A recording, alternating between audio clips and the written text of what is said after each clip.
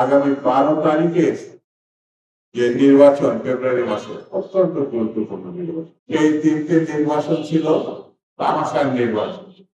দেশবাসী সহ সারা বিশ্ব দেখেছে এটা কোনো নির্বাচন হয়নি।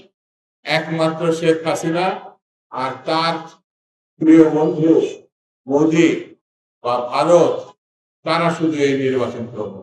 জাতীয় সংসদের নির্বাচন হবে, পরপরই দেশে একটি সরকার গঠিত হবে। এই সরকার যদি দেশপ্রেমিক হয়, সেই সরকার যদি মানুষের অনুভূতি ধরতে পারে, তাহলে দেশ সমৃদ্ধিশালী হবে, বহিঃশত্রুর হাত থেকে রক্ষা পাবে, স্বাধীনতা এবং গণতন্ত্র রক্ষা পাবে। সেই কারণে আগামী 12 তারিখে যে নির্বাচন ফেব্রুয়ারি মাসে অত্যন্ত গুরুত্বপূর্ণ নির্বাচন।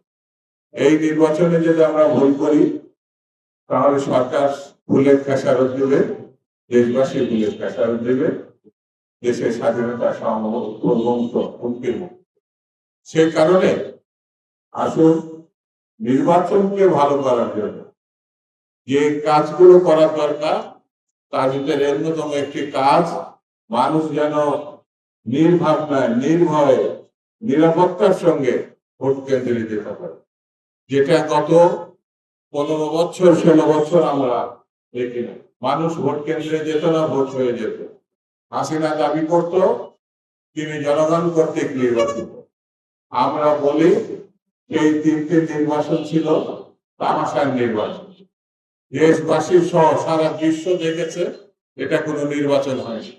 একমাত্র শেখ হাসিনা আর তার প্রিয় বন্ধু মোদী বা ভারত তারা শুধু এই নির্বাচন করবে।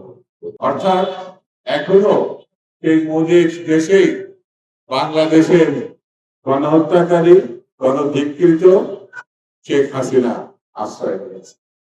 সেই জন্য বন্ধুরা, নির্বাচনের জন্য হলো তড়িৎ বেগে আইন শৃঙ্খলা যাতে ভালো থাকে, সুস্থ থাকে, এই দাবি নিয়ে আজকে যে আপনারা সমাবেশ করছেন, এটা দেশের কথা, দেশের মানুষের কথা। সেই জন্য সরকারকে দ্রুত ব্যবস্থা নিতে হবে।